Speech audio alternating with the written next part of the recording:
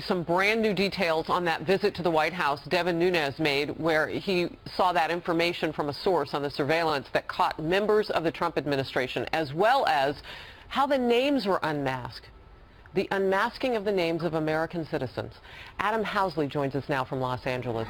Adam, you've been working on this morning. What can you tell us?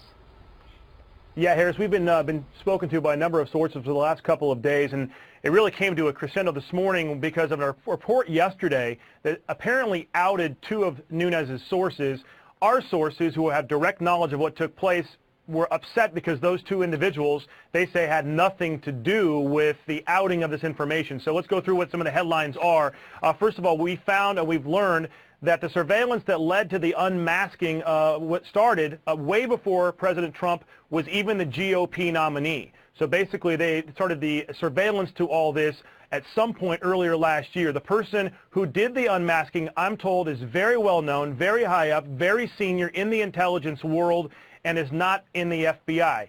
This led to other surveillance, which led to multiple names being unmasked. Again, these are people who are private citizens in the United States. This had nothing to do with Russia, I'm told, or foreign intelligence of any kind. We're also told the people who helped Devin Nunes navigate were the two individuals that the story was reported yesterday about, but they were not his sources. It was a navigation situation. And the reason why they had to navigate, I'm told, is that Nunes learned about this unmasking and who this was taking place back in January. And before Trump's tweet, before he met with the president, and it took obviously a number of weeks to try to figure out a way for him to see this intelligence, because the agencies were stonewalling, we're told, to allow him and others to see it. Now, this is all coming from folks that are in these agencies and frustrated with the politics that's taking place in these agencies. We're told that the main issue here is not only the unmasking of the names, but the spreading of names for political purposes that have nothing to do with national security and everything to do with hurting and embarrassing the Trump and his team. Also, Nunes, we said, knew about this existence again way before, back in January, before the Trump's tweet.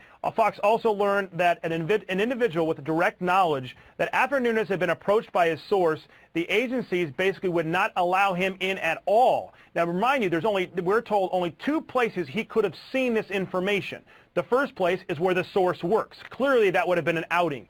The second place, we're told, is at a location on the White House grounds. Now, remind you, the White House is not just the White House that we all see. There's the old executive office building, where you can also access after hours and get to the same type of highly sensitive information. So as you can tell, Harris, a lot of information coming out here. We're starting to get much more details on this as the intelligence community really is battling within itself on this, but it seems like there may be a couple of agencies involved here, and there are a number of people now, we're being told, that names have been unmasked. Again, private citizens in the U.S.